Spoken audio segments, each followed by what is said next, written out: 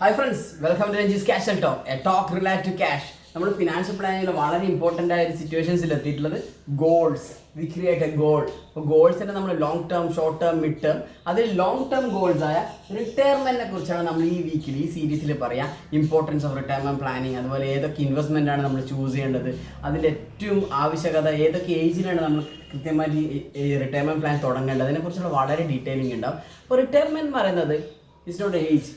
എല്ലാവരുടെയും ഡൗട്ട് എങ്ങനെ വെച്ചാൽ at what age I am going to retire, അങ്ങനെയാണ് നമ്മുടെ മുന്നിലുള്ള ക്വസ്റ്റ്യൻ. ഏത് പ്രായത്തിൽ നിന്നുള്ള അറ്റ് വാട്ട് ഇൻകം, അതാണ് ഏറ്റവും ഇമ്പോർട്ടൻറ്റ്. Question is that.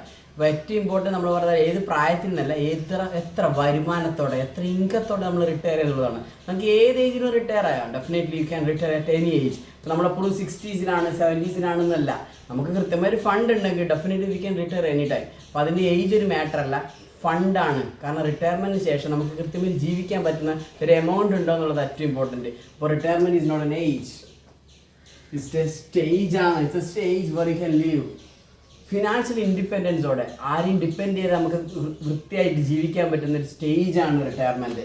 അപ്പോൾ റിട്ടയർമെൻറ്റ് എന്ന് പറയുന്നത് നമ്മൾ ഓൾഡൻ ഇയേഴ്സ് അല്ല, ഗോൾഡൻ ഇയേഴ്സ് ആണ്. അത് നമ്മൾ തീരുമാനിക്കുന്നത് നമ്മൾ കൃത്യമായ സേവിങ്സ് ആണ്. നമ്മൾ റിട്ടയർമെൻറ്റ് എങ്ങനെയായിരിക്കണം, റിട്ടയർമെൻറ്റ് ലൈഫ് എങ്ങനെയായിരിക്കണം എന്ന് കൃത്യമായിട്ട് മനസ്സിലാക്കുക. അപ്പോൾ അതിനെക്കുറിച്ച് കൂടുതൽ ഡീറ്റെയിലും കമ്മിങ് ഓഫ് വീഡിയോസിലുണ്ടാവും. Thank you so much. അതുപോലെ നമ്മളെ യൂട്യൂബിൽ നിങ്ങൾ കൃത്യമായി സബ്സ്ക്രൈബ് ചെയ്യുക. Thank you so much.